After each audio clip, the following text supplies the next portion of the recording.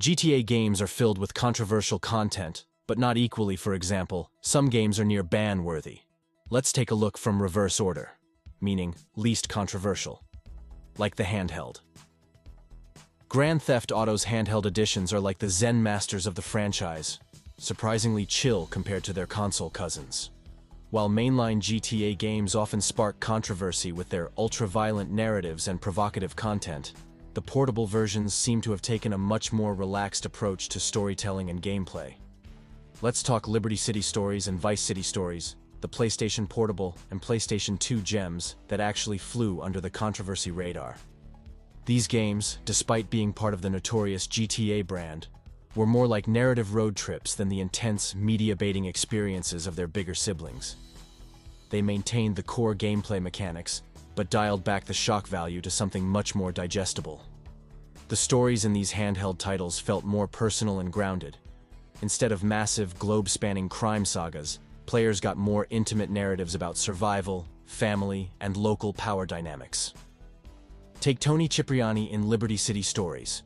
His journey is more about navigating family reputation and local mob politics than creating widespread mayhem. Vice City Stories' Vic Vance similarly focuses on personal survival and supporting his brother, rather than becoming an all-out criminal mastermind. There's one notable exception, a bombing scene in Liberty City Stories that momentarily breaks the relative tranquility. The gameplay itself reflected this chilled-out approach. Missions were typically more straightforward, less elaborate, and didn't rely on shock value to keep players engaged. It was almost like the developers understood the technical limitations of handheld platforms and decided to craft more focused, less controversial experiences. So if you're looking for a GTA experience that won't make your parents clutch their pearls, these handheld editions are your go-to. Next, GTA 5. Grand Theft Auto 5 sits in this weird middle ground of controversy. Not as tame as the handheld games, but surprisingly measured compared to some of its more outrageous franchise siblings. The game walks a razor-thin line between provocative content and comedy, using humor as a shield to soften its more intense moments. Let's talk about the elephant in the room, that infamous torture scene. It's probably the most controversial segment in the entire game, where players are forced to interrogate a character through some genuinely uncomfortable methods. But even here, the game attempts to wrap this dark moment in social commentary and dark humor, with Michael seemingly critiquing the entire process while being forced to participate. The three protagonists, Michael, Trevor, and Franklin, become clever vehicles for the game's comedic approach to controversial content.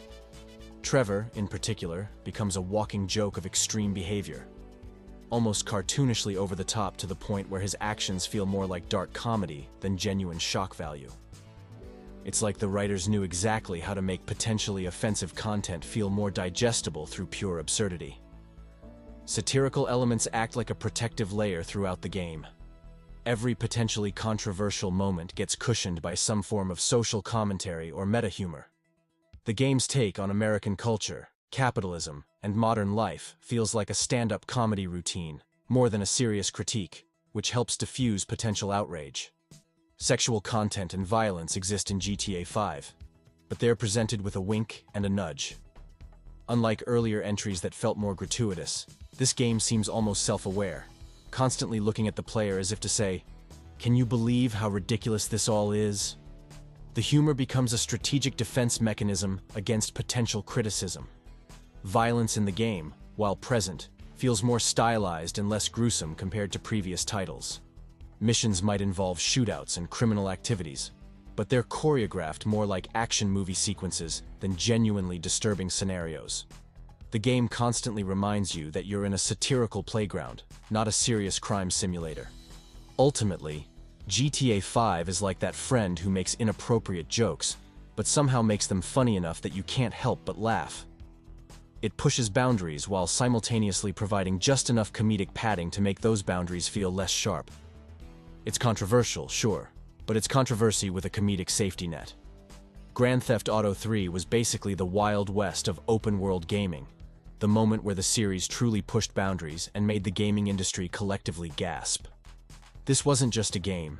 It was a cultural hand grenade that fundamentally changed how people viewed interactive entertainment.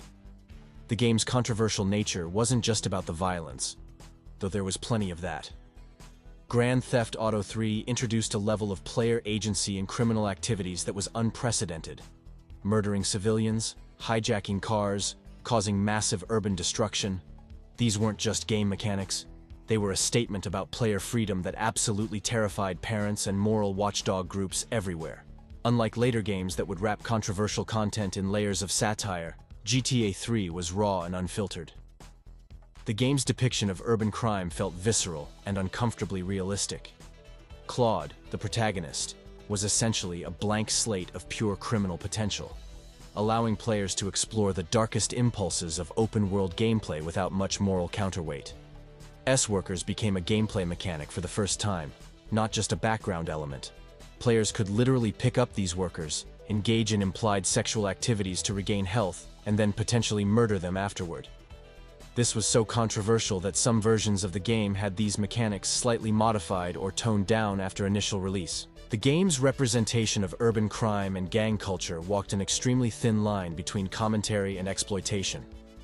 While Rockstar claimed satirical intent, the raw presentation felt more like a gritty crime simulator than a nuanced social critique.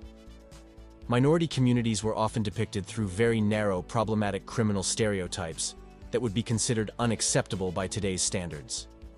Media representation of the game was nuclear. News networks, politicians, and parent groups went into complete meltdown mode. GTA 3 became the poster child for "games are corrupting our youth" narratives, generating more moral panic than perhaps any video game before it. The controversy essentially made the game a must-play for rebellious teenagers. What made GTA 3 truly groundbreaking wasn't just its controversy, but how it transformed open-world game design. It normalized player-driven chaos in a way no previous game had. The ability to create mayhem without strict consequences was revolutionary. You weren't just playing a game, you were experiencing unprecedented digital freedom. Rockstar knew exactly what they were doing. By creating a game that was simultaneously critique and celebration of urban crime mythology, they generated unprecedented media attention. The controversy wasn't a bug, it was a feature. GTA 3 didn't just push boundaries, it obliterated them. Next in the ranking, GTA 4. Grand Theft Auto 4 took the controversial groundwork of GTA 3 and transformed it into a much darker, more psychologically twisted narrative experience. This wasn't just a game about crime anymore. It was a brutal exploration of the American immigrant experience, wrapped in a package of pure psychological horror. Niko Bellic's narrative was fundamentally different from previous protagonists. He wasn't just a criminal. He was a deeply traumatized war veteran carrying generational trauma from the Balkan conflicts. The game presented a protagonist who was essentially a walking psychological pressure cooker, with violent tendencies born from profound personal tragedy. Parents would have been horrified by the nuanced yet deeply disturbing portrayal of a man essentially one trigger away from complete mental breakdown. Next, Vice City. Grand Theft Auto. Vice City wasn't just a game. It was basically an interactive crime movie that would make most parents slam the parental lock button. Set in a hyper-stylized 1980s Miami analog, the game cranked the controversy dial to 11, mixing excessive violence with a cocaine-fueled narrative that felt like Scarface, the video game experience. Tommy Vercetti, the protagonist, was essentially a walking powder keg of criminal potential. Unlike other GTA protagonists who sometimes felt like reluctant criminals, Tommy embraced his psychopathic tendencies with a charismatic swagger. He wasn't just committing crimes, he was building an entire criminal empire with the casual attitude of someone arranging a corporate merger. The game's depiction of the 1980s drug trade was brutally unapologetic. Missions frequently involved graphic drug dealings, violent territorial expansions, and power struggles that felt more like a documentary than a video game. Rockstar managed to create a narrative that was simultaneously a love letter to and a critical takedown of 1980s criminal capitalism. Adult content and gender representation in Vice City walked an extremely provocative line.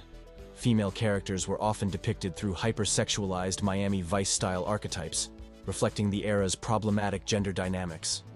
The game didn't just show these dynamics, it almost celebrated them with a knowing wink, making the entire experience feel like a dangerous cultural artifact. Violence in Vice City felt more stylized but no less intense. Assassination missions, gang wars, and turf battles were presented with a cinematic flair that made them feel more like choreographed crime movie sequences than simple game mechanics. The game's visual and musical aesthetic turned extreme violence into a kind of dark performance art. Racial and cultural representations were complex and often deliberately provocative. The game's portrayal of Cuban, Haitian, and Italian criminal communities felt like a mix of genuine cultural exploration and potentially exploitative stereotyping.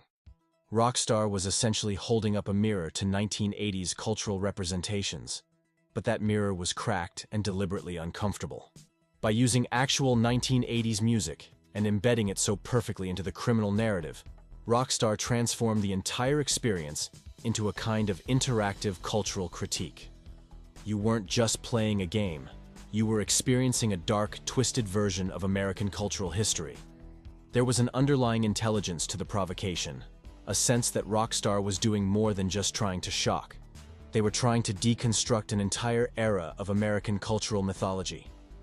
By the time players finished Vice City, they hadn't just played a game. They'd taken a guided tour through the darkest corners of 1980s criminal fantasy, with Rockstar serving as the most charismatic and dangerous tour guide imaginable. Now GTA 4 DLCs, Grand Theft Auto 4's downloadable content, The Lost and Damned and The Ballad of Gay Tony, were like underground film directors secretly smuggling some of the most intense narrative content into what seemed like simple game expansions.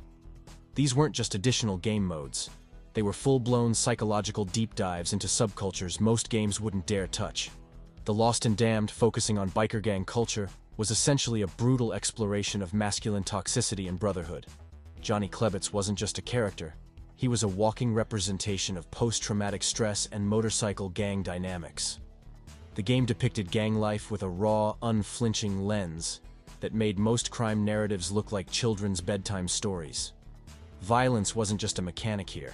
It was a language, with every fight and betrayal feeling like a deeply personal communication. Drug abuse took center stage in these DLCs. Characters weren't just using substances, they were drowning in them. Addiction was portrayed not as a stylish choice, but as a devastating lifestyle that consumed entire communities. The game didn't glamorize drug culture. It dissected it with surgical precision, showing the complete destruction that accompanies substance abuse. The Ballad of Gay Tony went even further, presenting a narrative about sexuality, power, and urban survival that was revolutionary for its time. Luis Lopez, the protagonist, navigated a world of gay nightclub culture, criminal enterprises, and personal survival with a complexity that most mainstream media wouldn't touch. Sexuality was presented not as a novelty, but as a nuanced part of character identity. Nudity and sexual content in these DLCs felt more mature than provocative. Gore scenes were presented with a cinematic brutality that made them feel almost documentary-like. Violence wasn't cartoonish. It was weighted, consequential, with each action feeling like it had real psychological impact. The game made players feel the emotional toll of criminal life, not just its surface-level excitement.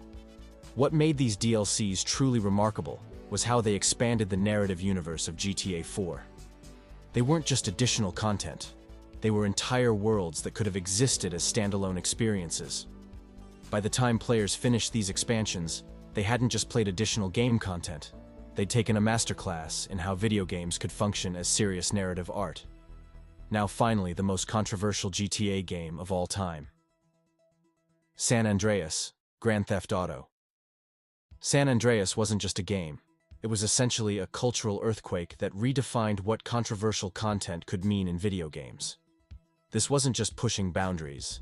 This was obliterating them with a nuclear-level explosion of provocative content that sent entire media networks into complete meltdown mode.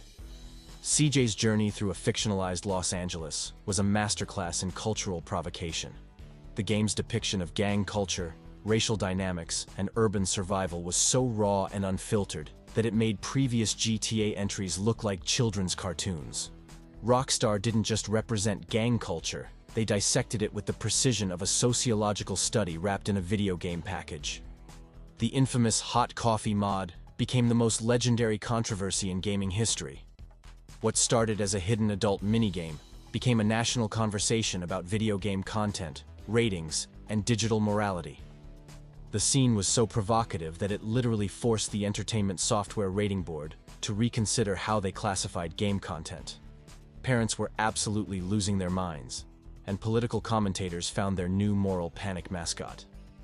Drug culture in San Andreas wasn't just a gameplay mechanic. It was a full-blown exploration of systemic urban challenges. CJ's interactions with drugs, gang dynamics, and social structures felt like a complex narrative about survival, family, and institutional racism. The game was essentially saying more about American urban life in one mission than most documentaries manage in entire runtimes. Body modification became another controversial frontier. Players could literally change CJ's body type, diet, and physical appearance in ways that no previous game had attempted. Adult content went far beyond the hot coffee mod. Relationships, dating mechanics, and sexual interactions were presented with a level of complexity that felt more like an independent film than a video game. Violence reached unprecedented levels of graphic representation. Gang wars, drive-by shootings, and urban conflicts were depicted with a level of authenticity that made previous games look cartoonish. Each violent encounter felt weighted with cultural and personal significance, not just mindless action. Racial representation was complex and deliberately provocative. The game walked an incredibly thin line between authentic representation and potential stereotype, creating a narrative space that forced players to confront uncomfortable social realities. CJ wasn't just a character. He was a walking critique of how media typically represented Black urban experiences. What made San Andreas truly controversial wasn't just its content, but how intelligently that content was presented. Rockstar wasn't just trying to shock. They were trying to create a comprehensive cultural document disguised as a video game. Every controversial element felt like a deliberate artistic choice, not cheap provocation. And we are done. I hope you enjoyed the video. Let me know what you think in the comments. I'll see you in the next video. Till then, take care and have a nice day.